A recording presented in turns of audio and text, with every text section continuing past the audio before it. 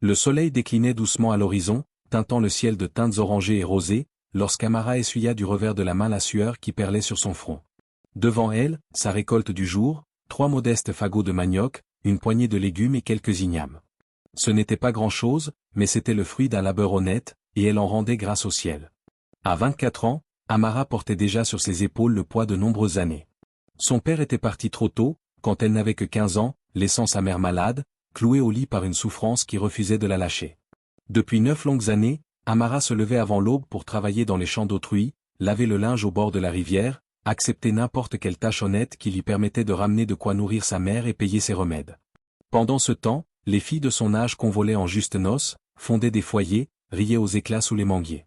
Amara, elle, passait ses nuits à veiller sa mère, changeant les linges humides sur son front brûlant, murmurant des paroles apaisantes, et ses journées à trimer jusqu'à ce que ses paumes saignent et que ses épaules hurlent de fatigue. Chaque semaine, du fond de sa natte usée, sa mère levait vers elle un regard plein d'amour et murmurait « Le bon Dieu te récompensera pour ton cœur si pur, ma fille. » Amara esquissait alors un sourire fatigué et répondait doucement « Je ne demande rien en retour, maman. » Elle ne travaillait pas dans l'espoir d'une récompense. Elle le faisait parce que c'était juste, parce que sa mère n'avait plus qu'elle au monde, parce qu'il n'y avait personne d'autre pour prendre soin d'elle. Ce soir-là, Amara posa les fagots sur sa tête, ajusta le poids avec soin et entama le long chemin du retour. Ses pieds, emprisonnés dans des tongs usés jusqu'à la corde, la faisaient souffrir à chaque pas. Le sentier entre la ferme et le village mesurait presque 5 kilomètres, et elle l'avait déjà parcouru 2 fois dans la journée. Mais elle avançait, un pied devant l'autre, l'esprit tourné vers la soupe légère qu'elle préparait pour sa mère avec les quelques légumes récoltés. Elle était à mi-parcours quand elle aperçut l'ancienne.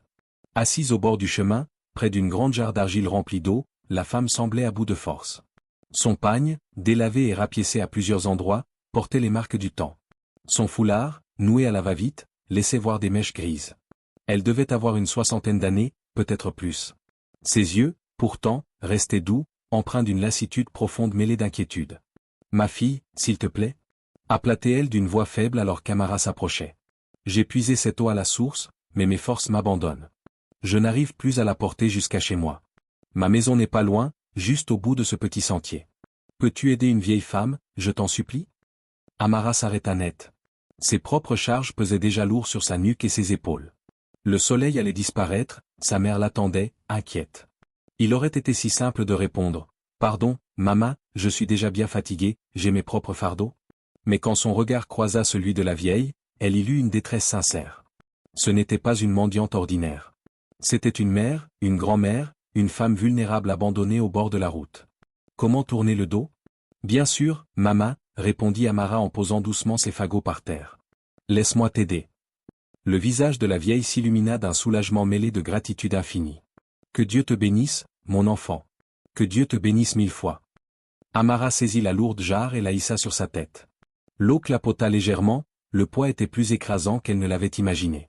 Ses jambes flageolèrent un instant, mais elle se redressa, trouva l'équilibre et adressa un sourire à la vieille femme. Montre-moi le chemin, maman. Je te suis. La vieille se releva lentement, prenant appui sur son bâton, et s'engagea sur un étroit sentier qui s'écartait de la route principale. Amara la suivit, la jarre bien calée, laissant ses propres charges au bord du chemin, elle reviendrait les chercher plus tard. À mesure qu'elles avançaient, la vieille se retournait souvent, comme étonnée qu'Amara soit toujours là, fidèle au poste. « Tu es vraiment gentille, murmura-t-elle. De nos jours, les jeunes filles voient une vieille comme moi et pensent, une mendiante. Elles pressent le pas, font semblant de ne pas me voir. » Amara secoua doucement la tête, un geste qui fit vaciller dangereusement la jarre. « Tu es la mère de quelqu'un, maman. Comment pourrais-je passer sans m'arrêter quand tu as besoin d'aide ?» La vieille s'immobilisa et se tourna pleinement vers elle. Dans la lumière déclinante du crépuscule, ses yeux brillaient d'une émotion contenue. « Comment t'appelles-tu, ma fille ?»« Amara, maman. Je m'appelle Amara. »« Amara » répéta la vieille dans un souffle. « Cela veut dire grâce. Ta mère t'a donné un beau nom. Il te va bien ?»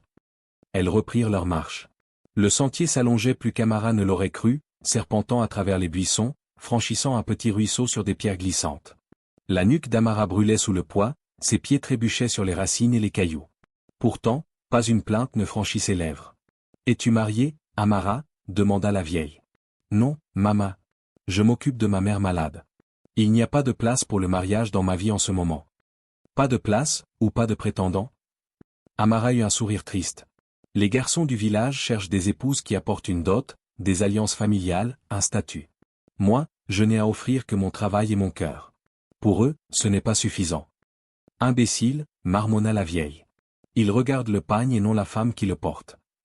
Enfin, le sentier déboucha sur une clairière. Amara retint son souffle. Ce n'était pas une pauvre case. Devant elle se dressait un beau corps de ferme, une grande maison aux murs soigneusement peints, une véranda ombragée meublée de fauteuils confortables, et même des panneaux solaires sur le toit, un luxe réservé aux plus aisés du village. Amara chancela légèrement. « Maman, c'est vraiment ta maison ?» La vieille esquissa un sourire énigmatique. « Où veux-tu poser l'eau, mon enfant ?» Troublée, Amara suivit ses indications jusqu'à un grand tonneau de stockage derrière la maison. Elle déversa l'eau avec précaution, posa la jarre vide et sentit ses bras trembler de fatigue. « Attends ici un instant, » dit la vieille avant de disparaître à l'intérieur. Amara resta seule dans l'obscurité naissante, un peu inquiète. Elle devait rentrer, récupérer ses fagots, rejoindre sa mère. Mais partir sans dire au revoir aurait été impoli.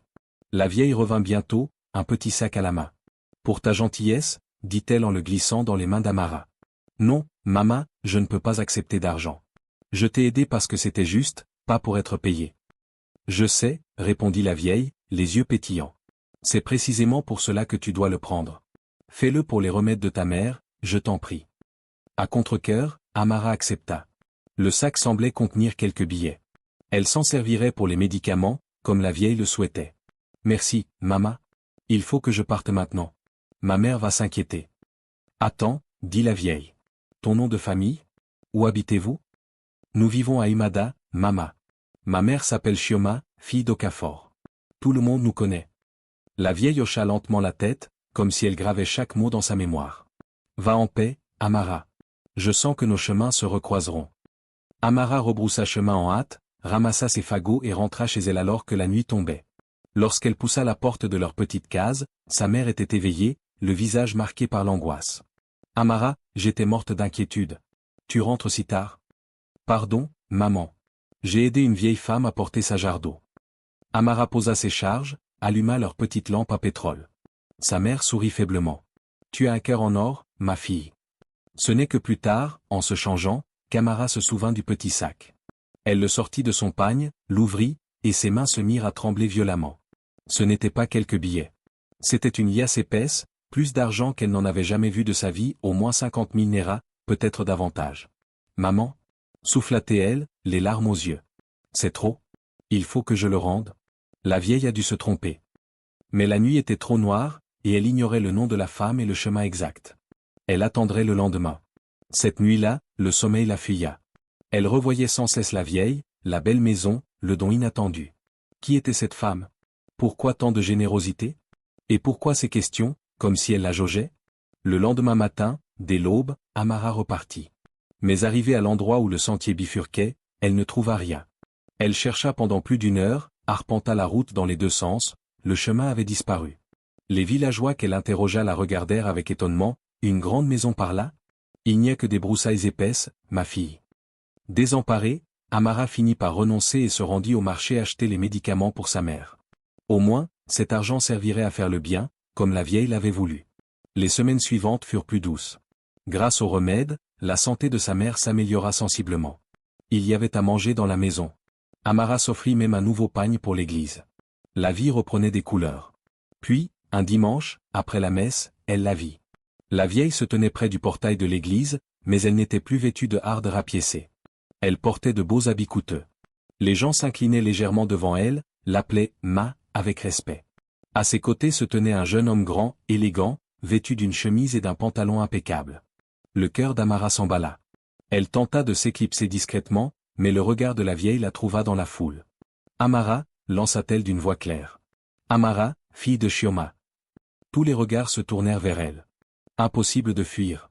Amara s'approcha, le cœur battant à tout rompre. « Bonjour, maman » murmura-t-elle en s'inclinant avec respect.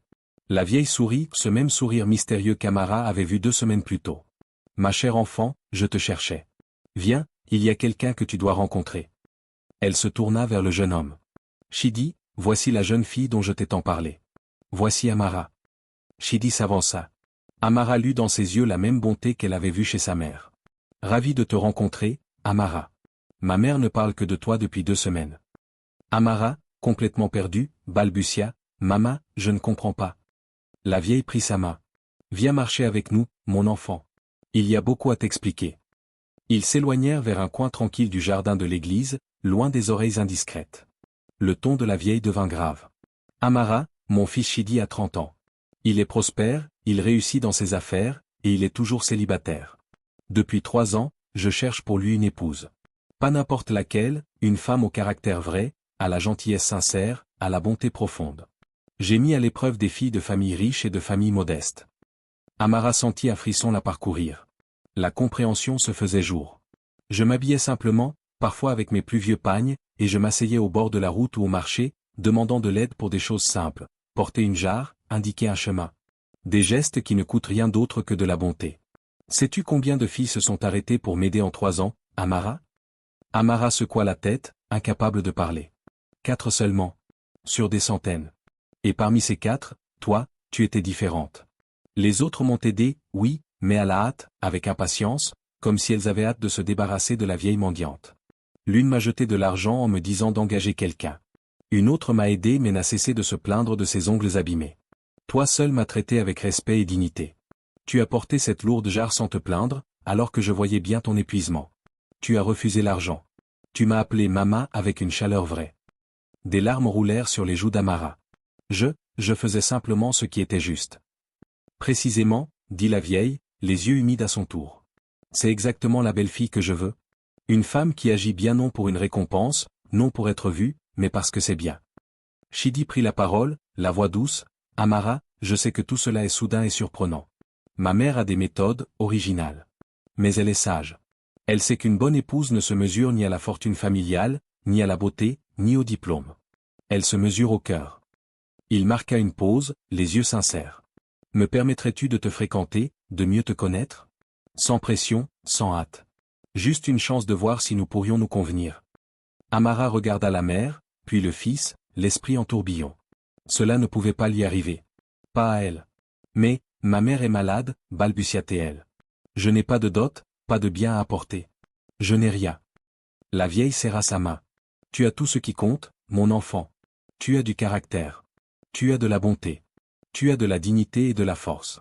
Quant à ta mère, nous veillerons à ce qu'elle reçoive les meilleurs soins possibles. Nous la soignerons ensemble, comme une famille. Il faut que je réfléchisse, murmura Amara. C'est tellement, tellement grand. Il faut que j'en parle à ma mère.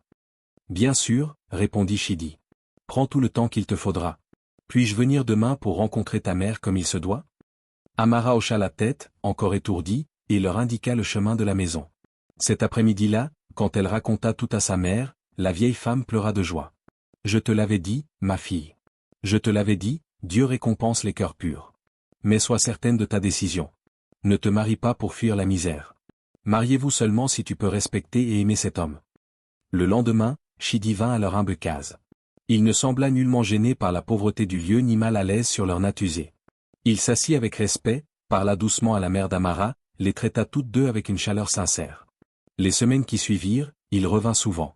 Parfois avec des cadeaux, de la nourriture, des remèdes, un peu d'argent. Mais le plus souvent, il venait simplement parler, partager des histoires, écouter Amara et sa mère, raconter ses rêves. Amara apprit qu'il possédait plusieurs entreprises, une société de transport, une ferme, une boutique. Il avait étudié les affaires en ville, mais était revenu investir dans sa communauté. Il était cultivé, attentionné, doté d'un bel humour. Surtout, il traitait Amara en égal, il écoutait ses avis, valorisait ses idées, respectait son intelligence. Mais le chemin vers le mariage ne fut pas sans embûches. Le village se mit à jaser. Comment une fille pauvre comme Amara avait-elle pu attirer un homme aussi riche? Certains murmuraient qu'elle avait dû utiliser du juju, des charmes d'amour. D'autres disaient que la famille de Chidi devait être aux abois pour accepter une telle union. Les rumeurs étaient cruelles, incessantes. Un jour, au marché, Amara surprit 2 femmes, cette Amara, elle est maligne. Elle a dû tout calculer. Faire semblant d'aider la vieille en sachant qu'elle était riche. Ces filles pauvres, elles connaissent tous les trucs. Maintenant elle va vivre dans le luxe pendant qu'on trime. Les mots la blessèrent profondément. Elle rentra chez elle et pleura. Elle n'avait rien calculé. Elle avait simplement été elle-même, aider quelqu'un dans le besoin. Était-ce donc si incroyable? La mère de Chidi apprit les ragots et vint voir Amara. Elle trouva la jeune femme en larmes. Laisse-les parler, dit-elle fermement. Ceux qui n'ont jamais fait preuve de bonté ne comprennent pas ceux qui en font. Ils te jugent selon leur propre cœur, pas le tien. Garde la tête haute, Amara. Tu n'as rien fait de mal. Mais les commérages pesaient. Certaines amies s'éloignèrent, jalouses ou influencées par les rumeurs. Même certains parents de Chidi remettaient en question l'union, suggérant qu'ils pouvaient trouver mieux, une fille, de bonne famille. L'épreuve décisive survint 3 mois plus tard. L'oncle de Chidi, Obi, un homme riche et influent dans la famille, invita Amara et sa mère à dîner chez lui. C'était un véritable examen, un jugement sur sa convenance. Le repas fut tendu dès le début. L'épouse d'oncle Obi fit des remarques voilées sur les vêtements d'Amara, son manque d'instruction, la pauvreté de sa famille. Les questions fusaient, acérées. Savez-vous cuisiner les plats que notre famille apprécie? Savez-vous recevoir des invités de marque? Que peut apporter votre famille à cette union? Amara répondit avec honnêteté et dignité, mais elle sentait le mépris dans leur regard. Sa mère, malgré sa faiblesse, se tenait droite, défendant sa fille à voix basse mais ferme. Le coup final vint d'oncle Obi, s'adressant directement à Chidi. Neveu, il y a tant de filles convenables, de bonne famille, qui feraient d'excellentes épouses. Celle-ci est en dessous de ton rang. Pense à tes enfants, à la réputation de tes affaires. Ne laisse pas les idées sentimentales de ta mère gâcher ton avenir. Un silence glacial tomba. Amara sentit son cœur se briser. Elle commença à se lever, prête à partir avec le peu de dignité qui lui restait. Mais la main de Chidi sur son bras l'arrêta. Il se leva à son tour, la voix calme mais inébranlable. Mon oncle, je vous respecte, mais vous vous trompez. Amara n'est pas en dessous de mon rang. Elle est au-dessus. En 24 ans, elle a montré plus de caractère que beaucoup n'en montrent en une vie entière. Elle travaille dur, prend soin de sa mère sans jamais se plaindre, traite chacun avec bonté, quel que soit son statut. Ce sont ces qualités que je veux chez une épouse, chez la mère de mes enfants. Si vous ne voyez pas sa valeur, c'est votre aveuglement, pas son défaut. Il se tourna vers Amara, le regard tendre. Amara, veux-tu m'épouser? Pas à cause de ma fortune ni des souhaits de ma mère, mais parce que je crois sincèrement que nous pouvons construire une belle vie ensemble, fondée sur le respect mutuel et des valeurs partagées. Amara regarda cet homme qui la défendait quand tout semblait perdu, qui voyait sa valeur là où d'autres ne voyaient que sa pauvreté. Elle pensa à la vieille au bord de la route, à ce simple geste de bonté qui avait tout changé. Elle pensa aux paroles de sa mère, « Dieu récompensera ton bon cœur. » « Oui, murmura-t-elle. Puis plus fort, « Oui, je veux t'épouser. » La mère de Chidi sourit à travers ses larmes. Même oncle Obi, bien qu'il fronçât les sourcils, ne dit plus rien. Le mariage eut lieu 3 mois plus tard. Ce fut l'événement du village, la fille orpheline pauvre épousant l'héritier fortuné. Mais ce jour-là, Amara se moquait des ragots. Elle ne voyait que ceux qui comptaient, sa mère, enfin en bonne santé grâce aux soins appropriés, installée à la place d'honneur, la mère de Chidi, devenue comme une seconde mère, et Chidi, la regardant avec amour et respect. Dans son discours de mariage, Amara parla avec le cœur. On me demande comment une fille comme moi a pu recevoir une telle bénédiction. La réponse est simple. On m'a élevé dans le respect de chaque être humain, riche ou pauvre, jeune ou vieux. On m'a appris que la façon dont on traite les autres quand on n'attend rien en retour révèle qui on est vraiment. Je n'ai pas aidé une vieille femme au bord de la route en espérant une récompense. Je l'ai aidée parce qu'elle avait besoin d'aide, parce que c'était juste. S'il y a une leçon dans mon histoire, la voici, le caractère compte. La bonté compte. Ce que vous faites quand personne ne regarde, quand il n'y a rien à gagner, c'est cela qui dit qui vous êtes vraiment. Les invités applaudirent. Certains, qui avaient médit, baissèrent les yeux, honteux.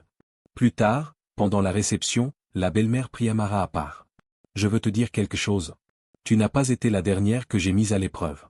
Après toi, j'ai testé 3 autres filles, espérant trouver d'autres cœurs comme le tien pour mes plus jeunes fils. Sais-tu ce qu'elles ont fait?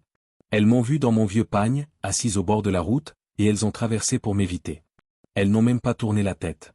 Elles ont vu une pauvre vieille et ont décidé que je ne valais pas leur temps. Elle sourit tristement.